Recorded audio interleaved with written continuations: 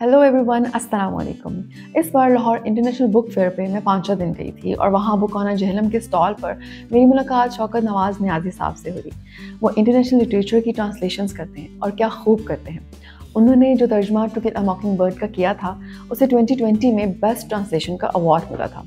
मैंने अपनी कुछ वीडियोस में उनकी ट्रांसलेशन की हुई किताबों का जिक्र किया है, जैसे कि Lord of flies, dune, Mufasa छोटी बड़ी कहानियाँ और नन्ना शहज़ादा। ये तमाम किताबें मेरी फेवरेट बुक्स की लिस्ट में शामिल हैं। जब मैं उनसे मिली तो वो मेरे लिए फ़ैन मोमेंट था।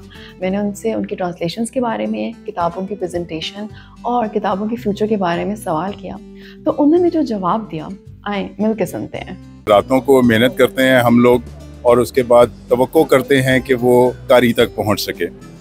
और कारी तक पहुंचने के दो तरीके हो सकते हैं, या तो आप उसको अखबारी कागज़ के ऊपर किसी भी तरीके से छाप के कारी तक पहुंचा सकें, और या उसको खुशनुमा खूबसूरत अच्छी पैकेजिंग के अंदर बना के और उसको कारी तक पहुंचाएं। तो बच्चा हर माँ को प्यारा लगता है, लेकिन अगर बच्चा खूबसूरत हो तो माँ को थोड़ा सा ज़्यादा प्यारा लगता है। बुक कॉर्नर की पब्लिशिंग, चाहे वो ड्यून या नन्ना शहज़ादा या पेपर बैक में निकोलस के कारनामे जैसी किताब हो, आपको किताब हाथ में पकड़ के, जिसको पंजाबी में कहते हैं पैसा वसूल, वो एहसास होता है। ये किताब की रिवाइवल की पहली सदी है और किताब कहीं ख़त्म नहीं हो सकती।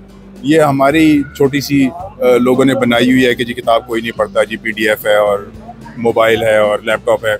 आप यूरोप में चले जाएं, किताबें आज भी छप रही हैं, किताबें आज भी बिक रही हैं, सस्ती किताबें भी छपती हैं और महंगे एडिशन, डिलक्स एडिशन भी छपते हैं।